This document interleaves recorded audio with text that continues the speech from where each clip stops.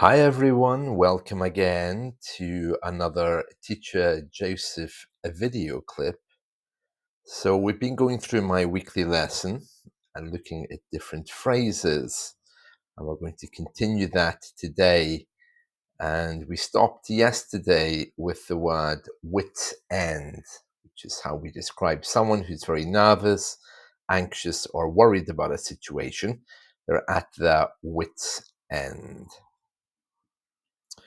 Right, the next part's quite straightforward. I'm talking about banning fireworks. There's currently a petition working its way uh, to Downing Street, number 10, which is our Prime Minister's office, number 10 Downing Street, often just called number 10. And banning means prohibiting. To get around a ban means to avoid it. So if you do something which allows you to somehow carry on as normal when there's a situation, it means you're getting around. Okay, so for example, let's say that I come to steal your television. Okay, so your television is in your apartment and I'm going to steal it. So I come and I see that you have a security alarm in your apartment. So I have to find a way to get around that security alarm, get your TV and leave without raising suspicion. So I'll be getting around your security in order to take your TV. So to avoid something, you get around it. It's a synonym of avoid. Okay, let's just go on here. There's nothing in the next part. I think silent fireworks gives all the light, but none of the sound. Yes, it's fine. Still a few more questions to answer. Why does Guy get his own night?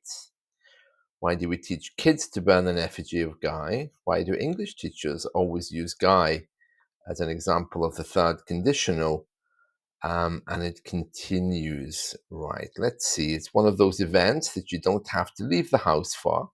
You can simply sit back and relax while watching loads of fireworks lighting up the hazy night sky. Okay, so lighting up is what we say when someone is about to smoke a cigarette. We say, oh, look, that person's lighting up a cigarette or lighting a cigarette. But we always use it when light comes into darkness. The light in my living room lights up the room. The sky was lit up by fireworks. Um, there's a famous song, isn't there, by Snow Patrol, with the chorus with the words light up, like you had a choice, which was used here, I think, during one of the no smoking campaigns. Um, so, yeah, lighting up is all about light appearing in the darkness on a cigarette, in the night sky. And it says here, the hazy night sky. Okay, this is an interesting word. Hazy comes from the verb to haze. It means when things become a little bit unclear. If you're driving on a very hot day, there's a haze in front of you. Things become hazy because you can see the heat rising. Hazy, it's a very common one that. There's a bit of a haze. And of course, there's also the negative word hazing. And hazing, of course, is when someone is forced to do something against their will. People who join the army, who join a university fraternity, often find themselves involved in hazing. They're drugged or they're drunk, they can't make choices. Those choices become a bit blinded, a bit hazy. That's called hazing, from the verb to haze. Despite the ban in a growing number of cities, fireworks are also used by drug dealers to inform people that drugs are available to buy. Okay, just carrying on there. Um, I doubt silent fireworks would work for them unless the drug addicts happen to be out looking at the sky. Someone asked me to explain this. This is a little bit of humor here.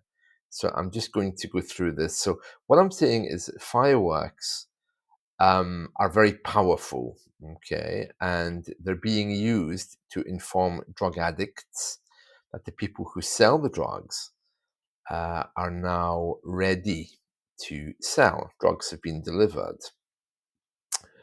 And it says here fireworks carry a very powerful message in some areas when drug dealers are ready to sell their drugs. So you can hear the fireworks at specific times. And what I'm saying here is, I doubt that would work for the addicts who want to buy because there's no noise. So it's not like they can say, oh, um, uh, I'll just stay out all night and look for the fireworks rising. So my message is this: silent fireworks wouldn't work for drug addicts waiting for their drugs to come, so they can go to their cellar and buy them. Because if they're silent, the addicts aren't going to stay out all night looking at the sky, or maybe they would. So it's just my little bit of humor there. Okay, so let's move on. Yeah, this is a common phrase. Guy Fawkes was the last honest man to walk into Parliament. We often say that when we think about our Parliament. Many people don't trust them. I go on to say, I liked Guy. We had loads of things in common. He moved to Spain, just like I did, called himself Guido. I don't really know why, but he joined the Spanish army. Um, okay, I didn't do that, nor did I call myself Guido, but I did move to Spain. And I do understand guys need to escape Britain because it can be a very dull place sometimes. And I was walking through the supermarket today wondering what I would cook for Guy if he ever came to visit. Well, I think he'd be happy with paella.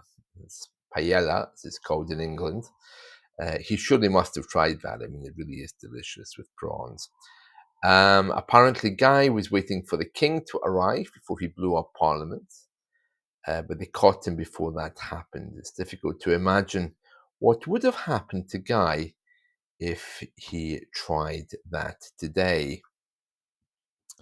More than likely, he would spend a few months in prison, then be released for good behavior.